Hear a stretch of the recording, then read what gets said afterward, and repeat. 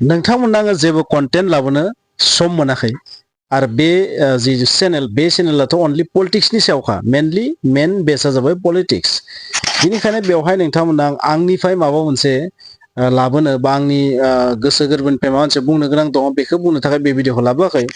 गबिन्द बसुमतारी बिथां आरो बि.आर. फेरेंगा बिथांमोना मा बुंदों बिस्वजित दैमारिनि सायाव मा बाथ्रा बुंदों गबिन्द बसुमतारीया बेखौ नोंथांमोना आं खोनासंनो गोसो जाबाय आरो लोगोसे बि.आर. फेरेंगा बिथाङा हाग्रा बिफानखौ लानानै मा बाथ्रा बुंदों बेखौ खोनासंनो लाबाय नोंथांमोना खोनासंबानो जाबाय जिहेतु बिथांमोना जेननानै जोबोर मोनसे दुखु अबस्थायाव दङ नङा होमबा गोबां गोरोन्थि खालामनानै बिथांमोना जेनबाय इउ.पि.पि.एल.आबो गोरोन्थि खालामाखै नङा बहुत खालामदों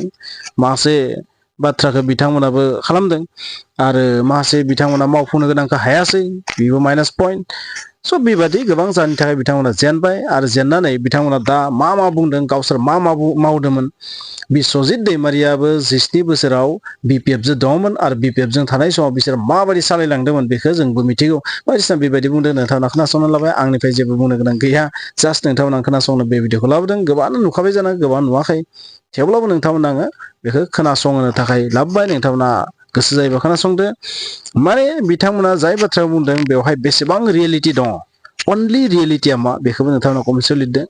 स' नोंथाङा पार्टि हिसाबै थांबाथ' नङाखौनो होनखागोन नाथाय रियेलिटि दंना गैया बेखौ आंबो मिथिया बेवहाय बिथांमोना जायफोर बाथ्रा बुंदों बेनि रियेलिटिया मा बेसेबां रियेलिटि दङ जिहेतु चेनेलनि नामानो दा अनलि रियेलिटि स' सैथोखौल' आं दिन्थिगोन बेवहाय नाथाय सैथोखौल' दिन्थिनाय ओंथिया जाहैबाय बैहाय मा नंखाय दङ बैहाय मा सैथोथि दङ बेखौ नोंथांमोना बुं बेवहाय जेबो आइडिया गैया आंनिफ्राय जास्ट नोंथांमोना आङो जेबो कन्टेन्ट लाबोनो सम मोनाखै माबा मोनसे आंनिफ्राय बुंनो सम मोनाखै बेनिखायनो नोंथांमोना बेखौ लाबोदों नोंथांमोना खोनासंनानै ला आरो बिनिफ्राय रियेलिटिखौ अनलि रियेलिटिखौ नोंथांमोना डिकड खालामनानै बेखौ माने बिनिफ्राय दिहुननानै प्रिन्ट आउट खालामनानै नोंथांमोना आंनो खिन्थाबानो जाबाय गाबोन बिटिसि ओनसोलाव बिजेपिआ फैयोबासो हरसेनि भितरावनो अलाउद्दिन्स मेजिकजों जौगागोन बेखौ जों रावबो साना खारन बिजेपिनि दैदेनगिरिफ्राबो मानसिसो आरो मानसिनि भितरावबो मोजां मानसि फैबासो जौगानो हागौ खिन्थु दा जिखिनि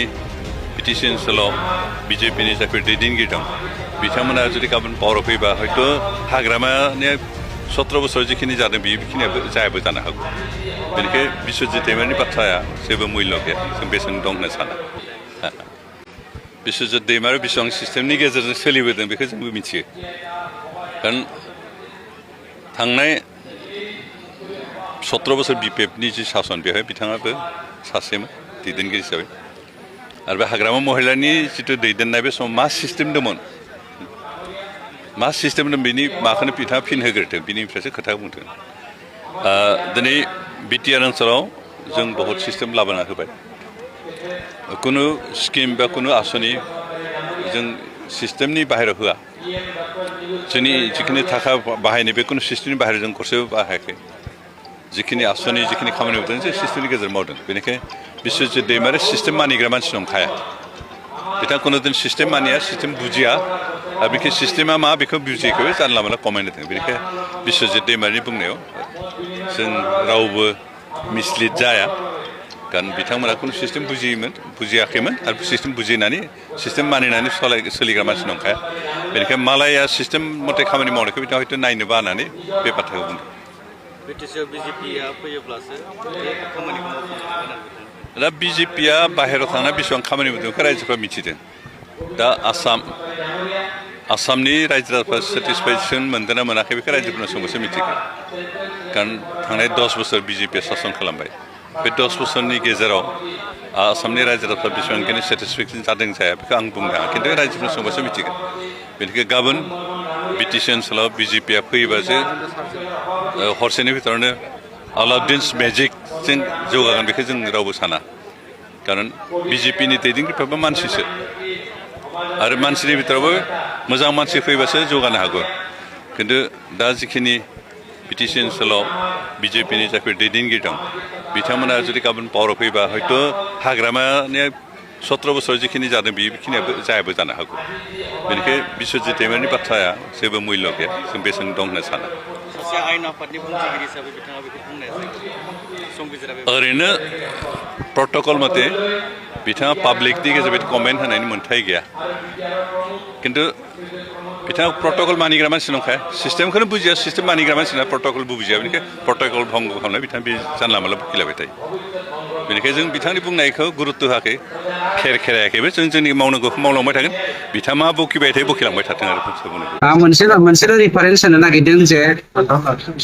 आं जेरावहाय लेन्ड एन्ड रेभिनिउ डिपार्टमेन्टखौ मानोब्ला बिथांनि बिथोन बायदि मावनो खाबुखौ मोनदों गतिके थांनाय 17 बोसोराव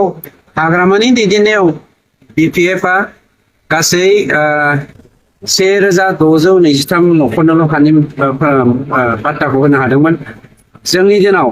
50,000निख्रुइबो बांसिन हानि पाट्टा जों होबाय आरो 3,62,000निख्रुइबो बांसिन गासै हानि जेंनाखौ जों फोजोबनो हाबाय बेनो मोननै रिफारेन्स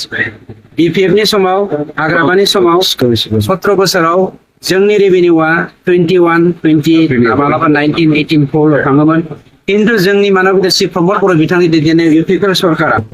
बोसोराव जोङो फरेस्ट डिपार्टमेन्टनिफ्राय 67 कोटिनिख्रुइबो बांसिन जोङो बोसोराव रेभिनिउ लाबोनो हादों गुबुन फारसे जोङो हाग्रा बिफानखौ हाग्रा ओनसोलखौ जोङो थाबैनो हमथानो हादों मानो होनोब्ला मोनसे खोन्थाखौ नाय जे जोंनि दिनाव जोङो मोननै नेशनेल पार्क दानो हाबाय बा बानायनो हाबाय जायनि गेजेरजों जोंनि हाग्रा ओनसोला संरैखा जानानै फैबाय बेनि अनगायैबो दुखुनांथाव बाथ्राया जादों हाग्रामाया जोंनि मानसिफोर जाय 35 लाख मानसिया बेवहाय रायजो जानानै दङ बिसोरनो हानि फोरमान बिलाइ होनो नागारै गावनि बिहावनि नामाव 3000 बिगा साहा बागान बानायनानै होदों देरहासारा सासे EM हिसाबै 13टा साहा बागान बानायनो हादों जों जुदि बेखौ गड़ हिसाबै नायोब्लाबो 8,000निफ्राय 9,000 बिगा बियो साहा बागान बानायदों बेफोर जोंनि थाखाय दुखुनांथाव बाथ्रा बेखायनो जोंनि गेजेराव जा फारागथि 4.5 बोसोर आरो 17 बोसोरनि फारागथिया गोबां अख्रां आरो हाजों जेसेबां गोजान फारागथि दङ बेफोरबायदिनो BPF-नि मावनाय आरो जोंनि मावनायनि गेजेराव फारागथि दङ मानोना जोंनि डेभेलपमेन्टखौ दिनै गासैबो जाथि जनगोष्ठिया लैहोर नुजाबाय BPF-आनो जा BPF-आनो जा इभेन आं मोनसे बाथ्राखौ बुंगोन दिनै BJP-जों BPF-जों जा एलायन्सनि बाथ्रा सिङाव थांगासिनो दङ थांनाय 5 इयार्सआवबो BJP-जों BPF-जों एलायन्समोन जेबो मावनो हायाखै एबार BJP-जों BPF-जों एलायन्स खालामनाय सरकार दानो नागिरोब्लाबो बिसोरो जेबो जे मावनो हाया बेखौ रायजो राजाफ्रा मिथिखाबाय नंखायनो BPF आरो BJP-खौ जोगारखाबाय मुख्यमन्त्री VCDC ইয়াৰ পৰা স্ক্ৰেপ কৰিব বিচাৰিছে চাওক VCDC অকল বড়োলেণ্ডত নাই 10টা কাউন্সিলত VCDC আছে আৰু VCDC স্ক্ৰেপটো ইয়াত নহয় এইটো কেন্দ্ৰতে হ'ব সব VCDCৰ স্ক্ৰেপ কৰিবৰ কাৰণে এটা আইন পাছ কৰিব লাগিব আৰু সেইটো আইন সংশোধন কৰি VCDC কৰা হৈছে গতিকে এই কথাবিলাক যে আজি ইলেকশ্যন আহিছে কথাবিলাক ওলাইছে অনাগত দিনত ইয়াৰ কাৰণে কিছুমান সিদ্ধান্ত হ'ব 125th এমেণ্ডমেণ্ট হোৱাৰ লগে লগে VCDCটো ইলেকশ্যন হ'ব গতিকে VCDC ইয়াতকৈ আৰু শক্তিশালী হ'ব যদি ইলেকশ্যন হৈ যায় আৰু ইয়াৰ কাৰণে 125th এমেণ্ডমেণ্টটো আমি বিচাৰি আছোঁ মানে সেইটো যাতে ভালকৈ আগুৱাই লৈ যায় গ্ৰাছৰুট লেভেলৰ উন্নয়নটো আৰু ক্ষিপ্ৰতাৰে আগুৱাই লৈ যাব পাৰে